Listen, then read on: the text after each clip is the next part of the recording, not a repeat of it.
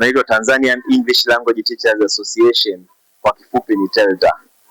TELTA ni chama cha walimu wa somo la Kiingereza, na shughuli yetu kubwa hasa ni kutoa mafunzo kazini kwa walimu. Walimu wote wa chekechea, shule ya msingi, wa sekondari, wa vyuo vya kati na vyuo vikuu, wote ni wanachama wetu ambao tunashirikiana kwa pamoja katika professional development, mafunzo kazini ambayo tunayafanya mara kwa mara.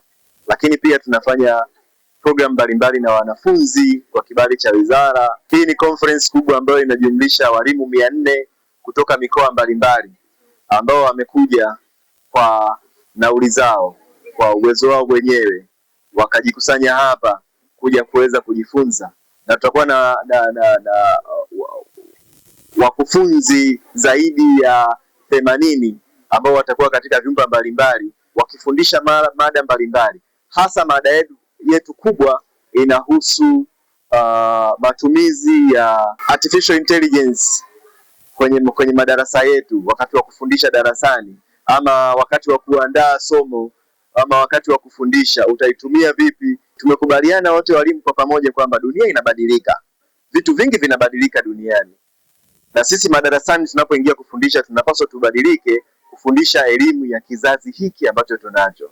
Hii ndio jambo hasa lililofanya sisi kukutana hapa Morogoro leo kwa ajili ya kufundishana kuhusu matumizi sahihi ya artificial intelligence madarasani kwetu. Kwa hiyo tutakuwa tuna session nyingi sana, jinsi ya mwalimu anaweza akaandaa application yake mwenyewe ambayo inafundisha topic moja ambayo ni mahususi kabisa, akaifundisha mwalimu darasani, lakini akatumia ile simu kuweza kuwafundisha wanafunzi, kuwakagua na kuona wanachokifanya wakati wanasoma darasani.